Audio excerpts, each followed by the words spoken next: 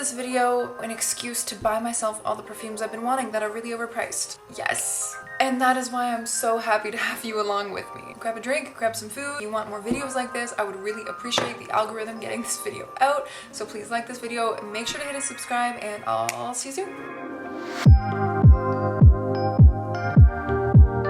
For the past couple of weeks, I've had this idea for a YouTube video where I blind buy all of my fragrances on my wish list. And this was kind of like a fever dream for me, and also kind of just an excuse for me to use my money in not great ways. Well, maybe great ways. We'll see. We'll find out if this was a good use of my money. I asked you guys to vote on some different video ideas, and you guys voted on this video. So, oh no, I had to blind buy a bunch of perfumes that I had been looking at, and I've been waiting patiently for them all to come in the mail. We have about 5 or more fragrances here, so we're gonna smell them all today and see which ones worked out, which ones didn't. First fragrance that I purchased was the Kayali Vanilla Candy Rock Sugar. I've seen a lot of people talk about this on TikTok, Instagram, YouTube and stuff, but I hadn't really watched any reviews. And I wasn't really sure if I was gonna like this or not, but I wasn't on the PR list, and I made a Kayali video ranking every Kayali perfume, so I felt like I had to figure out where this ranks in because I don't want to become obsolete. Now, I actually went and got this one in the mail a few days ago, so I'll show you what I thought of it.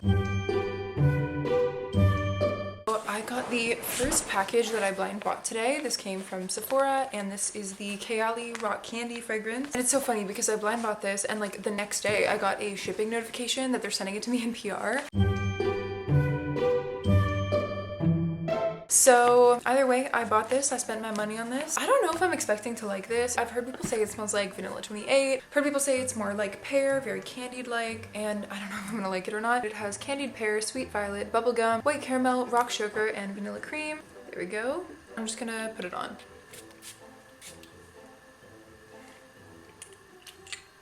Oh, it's not what I expected.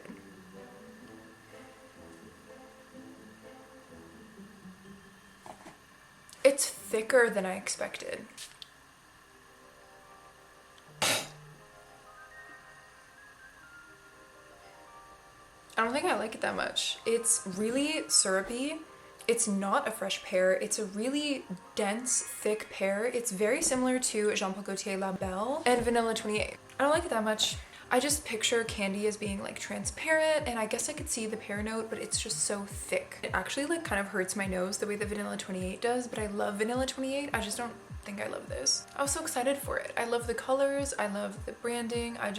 I don't love this. This one, I think I would give it maybe like a 4 out of 10, maybe a 3 out of 10. It's not bad. It's not offensive. It's just not for me. I don't know if I'd really recommend it. But I also just finished a very long day of back-to-back meetings, and I had a bit of a headache already, so maybe that's just my mood, but that's the first one. It was a miss, so we'll hope that the other ones go well. Good morning. It's like 7 a.m., 7-Eleven. All night, all I could smell on me was that Kayali scent. It smells really similar to like Jean Paul Gaultier La Belle mixed with Vanilla 28, but like really similar to La Belle. Like I wouldn't get it if you have La Belle, but like it's pretty nice. It's a more cooked, rich pear scent. It's not fresh. It's not juicy. It's like rich, sweet, sugar sweet.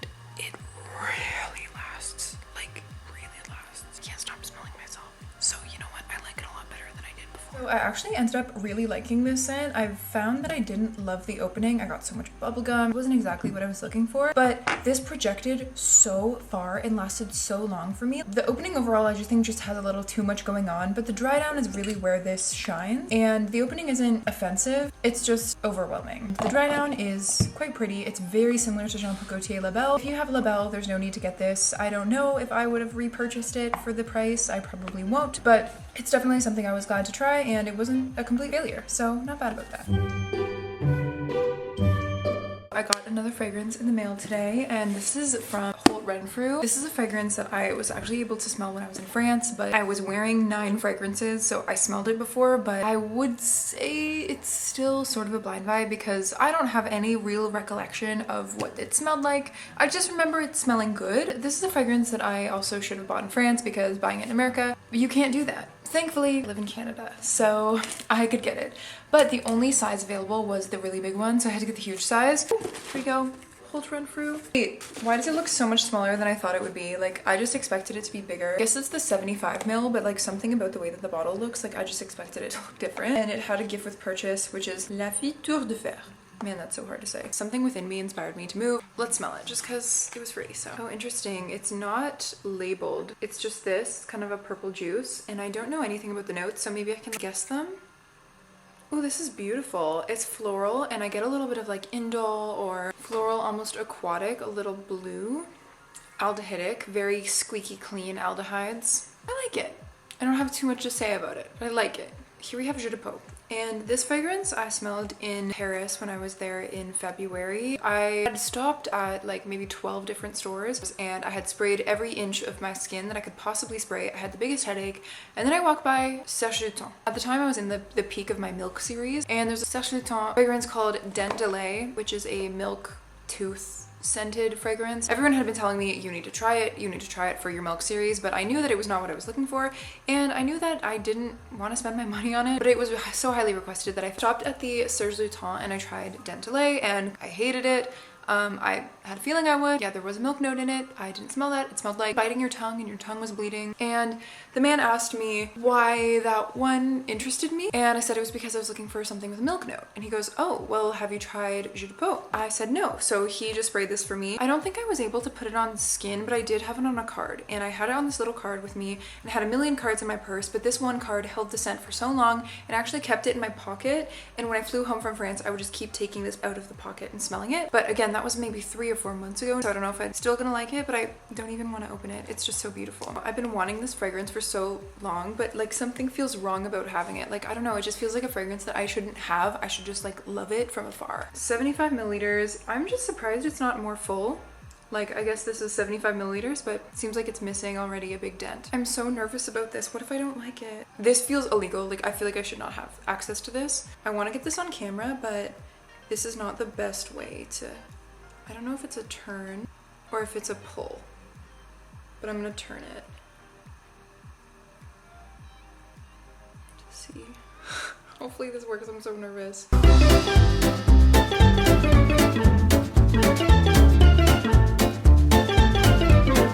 It took me so long to get this open. It took probably about 3 hours because it came with the seal so attached. Since trying this one out, it's actually a really pretty oatmeal-like scent. Like, it's like a wheat vanilla scent. So it's vanilla, but it's a little dry. Milk note adds a creaminess that counteracts how dry it is. I get a little bit of apricot in the opening, which is such a beautiful note, especially in this formula. The one thing that I didn't really love about this fragrance is obviously the fact that it's a decanter and not an atomizer. That means that in order to put this on, I have to put it on my skin, like tapping like this. I can decant this into a sprayer and use a little sprayer to atomize the fragrance onto me. But the thing is, if I wanted to wear this perfume out of a sample bottle, I would have just bought a sample. I would have preferred if it had a sprayer, but I couldn't find, there's a different 50 ml that's like more square, and they had that for sale in France, and that's kind of the reason I wanted to buy it in France, but the only one that they had online was this one. It's the only one that I could find online that ships to Canada, so I had to get it in this like pretty bell jar, which is very pretty, and I do like that it's classic and old-timey, and I like that it's something different because I actually do not have anything in my collection that's like this. It's different and there's something special to it.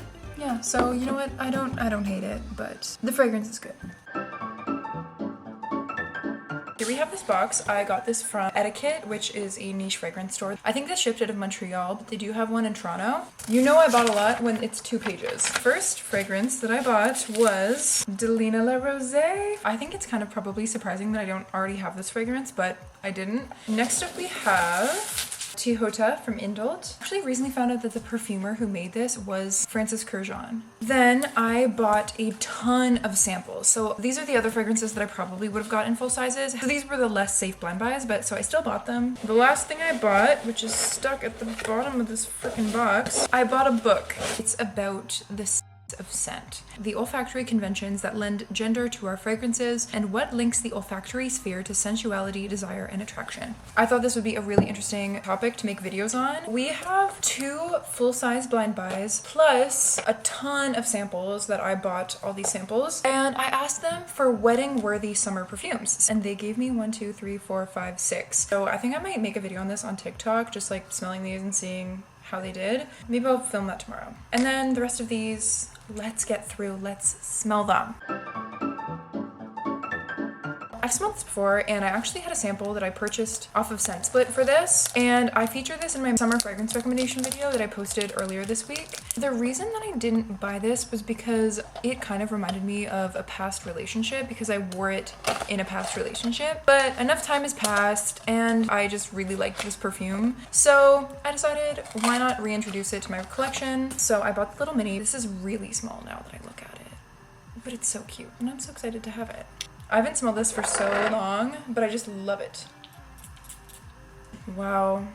It's so fresh. It's not tart and abrasive the way that the original Delina is. It's lighter, it's wetter, fluffier. It definitely gives summer wedding. It's funny, I don't really like the feeling of this, but I just like it. It smells like pear. This is really syrupy, jammy pear, like very, very thick, so dense, and this is light, fluffy, airy pear. This is so classy and I love it. I remember it being so long lasting and no memories are coming back. I'm just smelling the perfume and I'm like, it smells good. So I'm glad that it's not completely ruined for me, because that was a little bit of a worry. So I'd say that was a success. The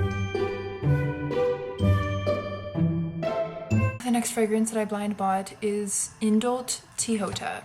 The point of this fragrance is it's supposed to be the most beautiful vanilla fragrance ever. Like, it's supposed to be the most beautiful, most special vanilla fragrance in the world. It's a dedication to Tahitian vanilla, which is why it's called Tihota. It's really hard to get. It was sold out on Etiquette online, and they didn't even have the tester in store. It's been sold out so many times, and every time I've wanted to sample it, it's been sold out. So I decided I like vanilla. I'd probably like this. And I was watching Ashley in Paris, who's a perfumer at Givaudan. She made a video talking about how this is the most beautiful vanilla scent, and I think I was like, you know what, coming from a perfumery student, there's just something about that stamp of approval. I think I know what this is gonna smell like, because what Ashley Santiago said, this is basically the closest perfume that actually smells like the raw material of vanilla, and I've smelled the raw material of vanilla before. If what I've been told was right, that's what it's gonna smell like.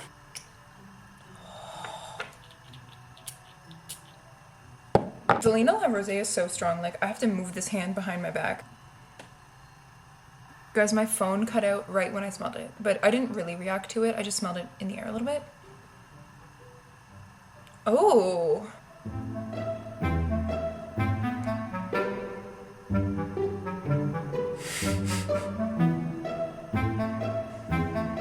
Cut the cameras. Cut the cameras. Wow. Wow. I don't like the lid. Let me just show you this. Right? Do you hear that? Oh my god. This is the most beautiful vanilla scent. There's a little bit of like a sour animalic note in this, and I want to look it up. Like, is there any animalics in this? It's funny because that's what happens in nature. That's what real things smell like. That's what real plants smell like. You know, you get indole or you get animalic notes, and that's what I get from this. It's a little musky. It's just this vanilla and musk. I'm reading Fragrantica. Someone says it's not a yummy sweet vanilla. It's just a simple pure vanilla. Vanilla is one of these things that it is one of nature's gifts to the world. And we've come so far in terms of development where we've turned vanilla into brownies, Oreos, and all of these things where we've become so synthetic and so far from what naturally exists in the world. This is real, raw vanilla. Beautiful, beautiful. Editing Emma here. I just wanted to jump in because I was rewatching that and I was like, what was I saying? But basically what I was saying was that when I first smelled it, I got this like musky animalic sour note, and the perfume was still beautiful. But what I was meaning to say is like, this is an ode to things that exist in nature. And when it comes to perfumery, you can pick and choose all the notes and to get the most beautiful, like idyllic jasmine note. But when you smell fragrances in the real world, they have complexity to them. They have depth, and there's fragrant molecules that don't smell as good as some of the other ones. Is if you took a vanilla pod and you were to run tests to see every single individual chemical that you smell when you smell a vanilla pod, because it's not just like vanilla. Like, there's different fragrant substances within vanilla. If you were to analyze what is produced by vanilla and you were to smell all of those things individually, some of them are so beautiful, but some of them, if you smell them individually, you're like, that's a little weird. So I was just saying that this perfume has all of that, you know? Whereas some perfumers, when they make a rose accord or a jasmine accord, they only choose the most beautiful, lush things. And they don't choose the ones that aren't as beautiful because they don't smell as good. But sometimes real beauty and real appreciation for nature comes when you use a little bit of everything. When I first smelled this, I got a bit of a natural musk note that was a little sour, and I was like, oh, that's interesting because it's very natural. Like, it's literally an ode to nature. But I actually didn't smell that at all in the dry down. So I wouldn't say that it's actually particularly musky the more that I've actually spent time with this fragrance. And I also wanted to say this fragrance is beast mode. My bathroom smelled like this fragrance for like a week, and it was just, I didn't even have the fragrance in my bathroom. I didn't even spray the fragrance in my bathroom. Like, I just went in the bathroom. And so it just smelled like that, just because I had been in there. So the fragrance is absolutely insanely performing, insanely projecting, and I love it so much. It's probably a 10 out of 10.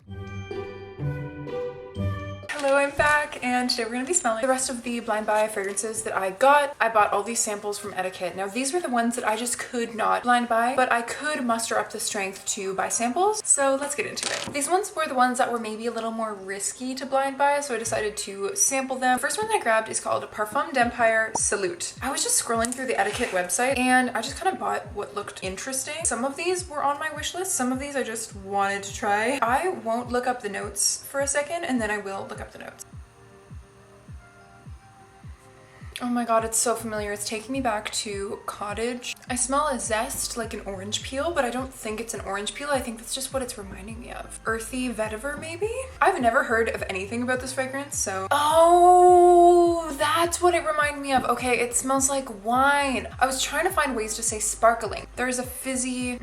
So the notes are grapefruit, lemon, mandarin orange, wine leaves, grapefruit leaves, iris oak, musk, and oak moss. Okay, so I have a pretty good nose to guess this. This is really pretty. It's funny, there's something overripe in it. It must be a ketone of some sort. I learned from Rodrigo Flores Rue, who's a perfumer at Givaudan. I was actually on a call with him for a recent launch for Net's Pear Jam, and because he's a botanist, he was talking about the different things that plants released at different times of their cycle. So when something's underripe, it tends to release aldehydes, which smell more green and like fresh and underripe. As a fruit becomes more ripe and juicy and starts to rot, it will release ketones when it's more ripe. So the ketones are the more fatty, jam-like notes. And so as a perfumer, when you're creating an accord, you can decide, okay, do I want it to be green? And when you think of a fruit, like a pear or something, what time of year is the pear in? Is the pear green? Has the pear ripened yet? Is the pear juicy? Is it overripe? You know, so this is, I don't know if, I guess I'm getting a bit of an overripe. There's something, it's a really pretty, fresh, very fizzy, sparkly, like, you know, with a bit of a oak moss background that's giving it that wine cellar smell. Beautiful.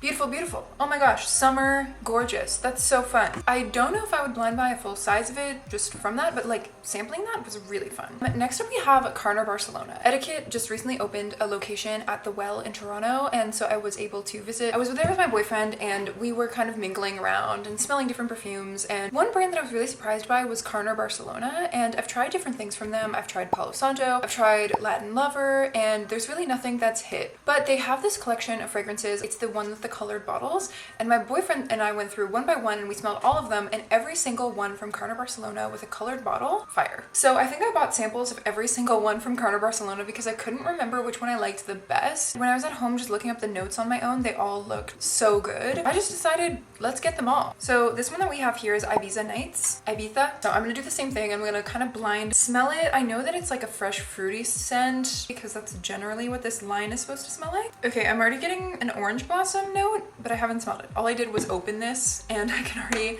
smell some kind of orangey. Oh, okay, maybe there's a bit of a floral note because it's kind of soapy clean. Oh my god, it reminds me, I think it's jasmine, but it's a really clean jasmine. It reminds me of Gucci Flora, the gorgeous jasmine one. A perfume that captures the authentic character of the island of Ibiza. Ibiza, I don't know how to say it. This is so pretty. This is so fun. Signature scent worthy. My chair is kind of like, oh, I love this. Wow, this is such good perfumery. It seems like they took every single beautiful note from all of these different molecules. Like, it's mandarin. It's not overly citrusy. It just adds a twang, like a little shine. It's beachy, but I'm not a big beach perfume person. I don't like things that remind me of sunscreen, and I'm not a fan of the way that a lot of tropical fruity scents smell. They did this so well, at least to my taste. To my taste, this is exactly the kind of thing that I would love for like a summery beach scent. It doesn't remind me of tropical sunscreen, then there's nothing wrong with that. It's just not like what I go for. It's so pretty. It's definitely a floral scent, and I really like it. If you want like a floral wedding scent, I think this would be so pretty if you're having like a beachy summer wedding. Right, okay, I'm liking this. I'm gonna close my eyes and choose something else. Ooh, this is the MFK Aqua Media Cologne Forte, which is one that I've been talking about in a lot of my videos since I smelled it in Paris last year, around the time that I was studying perfumery. And it's a beautiful, it's funny, I don't remember liking this whole line when I first smelled them because they lean aldehydic and they lean sharp, but this one is so soapy. I smell this and I'm calming down, like I feel my body calming down and I'm not even stressed. It's just soothing and nurturing. It's one of those green scents that I don't think I could ever put too much on. It feels like a breath of, you know, like I'm releasing something, I'm letting go. It's so pretty, so pretty. It's like citrusy, bubbly, like I'm scrubbing something, like scrubbing something clean. But it doesn't remind me of cleaning product. There's nothing antiseptic, I guess, from this. It's like the cleanest way that someone could smell after coming out of a bush of leaves, green leaves. I'm in Pixie Hollow. I remember there's a lot of movies that I watched growing up that had to do with fairies or going through the forest, and I grew up playing games that had to do with like utopian forests where everything is safe and all the mice are super sweet. It smells like this is a perfume of that world and that realm. Idyllic and happy. Sharpness to this that I get on paper that I don't as much get on clothing or skin. I think it tends to dry down a little more soapy, but I really love this scent. Okay, this is fun. These are all ones that I'm glad I didn't blend by a full size of because that really raises the stakes. I can smell these perfumes as samples and be like, so good, I love it, you know? But then I'm assessing the value of my money, and sometimes the stress and the shame of like buying a really expensive fragrance can kind of come in the way. Sunshine Woman from Amouage. I remember watching Demi Rawling talk about this a lot when I was first getting into fragrance through watching people online. It really stood out to me, but I remember I bought a sample from Lucky Scent and I hated it. I smelled it in store a few weeks ago with my boyfriend and I really liked it. So I think that my tastes have evolved a little bit with time, so I wanted to revisit this one. Oh my god. Oh, there's definitely tobacco flower, and I don't like the tobacco flower, but okay, actually I don't like it as much. The right opening was like insanely good. A little beachy, a little tropical, but really creamy, and not creamy in a way that I've smelled before. Like I don't feel like this specific DNA. I have associations with coconut and cherry flower, you know, like I'm not getting those. It's a different white floral creaminess. Beautiful. I think I could really like that one. And I love the bright opening. Like I feel like the opening is the prettiest part. The cloud is so pretty. Yeah, the tobacco does give me a little bit of a headache, and I do remember that. This perfume goes in the category of what most Amouage fragrance goes in the category of for me, which is it smells amazing and it gives me a headache. So it's one of those fragrances that I will probably have to admire from afar because this really smells amazing and makes me feel a little nauseous. And that's just a me thing. Perfume is, and headaches and stuff and sensitivity is so individual. And that leads me to like a different side tangent, but I don't want to convey that you shouldn't get it. Just know that perfumes and headaches are extremely individual, and all of the research that I've done into it, there's no such thing as a headache-free perfume. Camera cut out. But what I was saying is there's no such thing as a headache-free perfume because everyone is so different and your triggers are so different. And one of the things that causes headaches is just sensory overload. So sometimes just the existence of any fragrance whatsoever is enough to push someone into a headache or into a migraine. I do know there are different things, but anyways, that's just like a side tangent. So in terms of triggers, it's hard to say, oh, this perfume won't give you a headache or anything, because sometimes just the existence of scent in general is enough to give someone a headache. It's all about finding your own, but I find that Amouage is generally a pretty strong fragrance house. You generally get really strong projection and bold fragrances too, so I do find that they tend to trigger headaches for me just because they're so strong. Next up, I'm gonna be excited for this.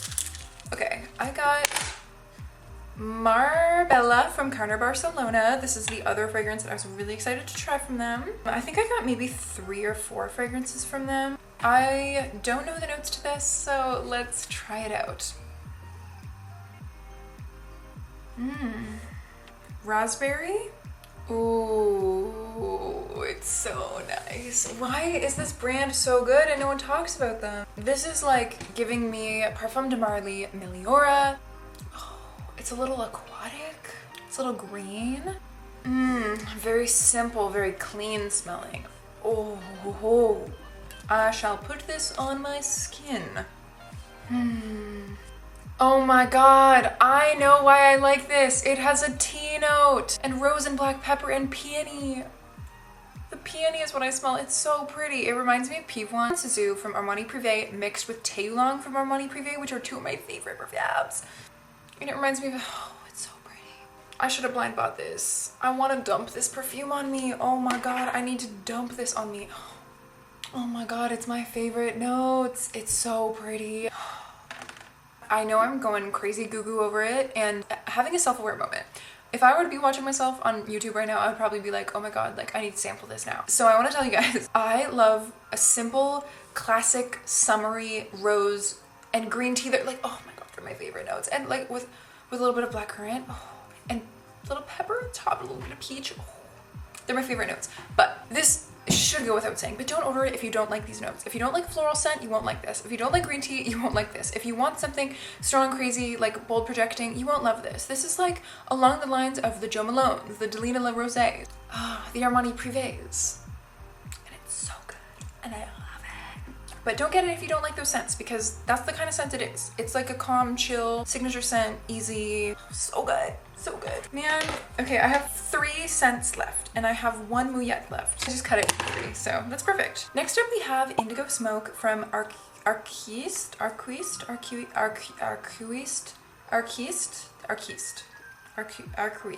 This fragrance is called Indigo Smoke, and this is one that, I think her name was Kat. She was an employee at Etiquette, and she showed me this because I said, hey, I like the smell of tea. And she goes, do you like leather? And I was like, no. And she took me to this, and it's literally just smoky, kind of barbecue-y tea scent, and it's so good. I think that this is one that you kind of have to have on your skin because I put it just on the mouillette and I'm really getting barbecue, which is not usually what this fragrance gives. I think it's the pine tar. It's a strange fragrance. It's sweet, it's smoky, it's spicy, it's a little medicinal, a little burnt, and it's very dry. The tea definitely takes a back seat because tea is one of those notes that I feel like is overtaken very quickly. I don't know, I'm not liking it as much, so I'm glad I didn't blind buy it. I'm actually not liking it as much. I really want to like this, but I don't. Maybe I'll like it more when I smell it again. I just really liked it on my skin when I smelled it. Anyways, I'm just gonna move along. Okay. The last ones we have are both from Carner Barcelona, of course. This is Loco Mori from Carner Barcelona. Okay. I had to cut a mouillette in thirds, so that's what we got going on here, and I don't want to hear a thing about it. This one has a little bit of that antiseptic quality. It's definitely more citrus forward, but there's something in the background that I like. Something aquatic. I'm getting pink berries, I'm getting blackberries, I get a little bit of like almost ambrette. Now that I look it up, there's hibiscus and there's also a lemongrass note, which explains how citrusy this smells, and I almost got a ginger note too. I think the grapefruit in here is what gives it that like animalicness, because sometimes grapefruit can go a little armpit-y, and I don't always mind that. I actually quite like grapefruit. I used to always pretty much wear grapefruit perfumes, but I definitely got that in the opening. I don't like this as much as I like the other ones, which is good because now I don't have to spend my money on any other more perfumes. Finally, we have Super Moon, also from Carner Barcelona. This one I remember had like a really pretty pinky red bottle. I don't remember the notes to it, but I just remember like the whole vibe behind the fragrance I thought was really cool. Ooh, really juicy. There's a little bit of like a Christmas tree. I'm getting juicy fruit, like juicy strawberry mixed with the Christmas tree. Okay, actually the Christmas tree note is going away. Really pretty. The glowing supermoon at its greatest splendor provokes a feeling of awe as it brightens our short summer nights. Fantastical stories are told, punctuated from time to time by a priceless, peaceful silence. My camera cut out there. It seems like my camera just said, Emma, I don't care. That's fair. When I smell this, I'm imagining, like, based on the marketing pitch of like the write-up of this fragrance, just being outside, maybe one of those nights where you can see the moon before it's even dark out, and just like looking at it in awe. It's the kind of fruits that I feel like they're seeping water from them. Like you could just cut into them and the water will flow. I certainly get the vetiver in the background, which has a cooling effect. Like this fragrance feels cool. Cool feeling of a summer night where the sun's gone away and the tank top you were in is suddenly starting to feel a little chilly. Blue hour coldness. Yeah, if you like fruity scents, it's okay. That was fun. I think if I did blind buy one, I'd really like the Marbella or the Ibiza Nights. Super fun. Thank you to myself for buying those. If you've made it this far, thank you so much for watching my video. Like I mentioned in my last video, I'm gonna start implementing discovery sets. I'm still moving into my new place and finding more and more discovery sets, so comment what discovery set you want me to do a review on. I will post the list in the comments of all the discovery sets that I have, so you can just comment one of them that I do have. I'm currently prioritizing discovery sets that I like actually own because I have so many I need to film with before I buy more discovery sets. So please pick from the list. I appreciate that a lot. If you want more content from me in the meantime, follow me on Instagram. My username is Perfumerism. I'm pretty funny there. I post pretty regularly and we do a lot of fun interactive posts, question and answers, stuff like that. And I'm just gonna stop talking. So thanks for watching the video. I really appreciate you guys for coming back or just coming here to chill with me. I'll see you guys later.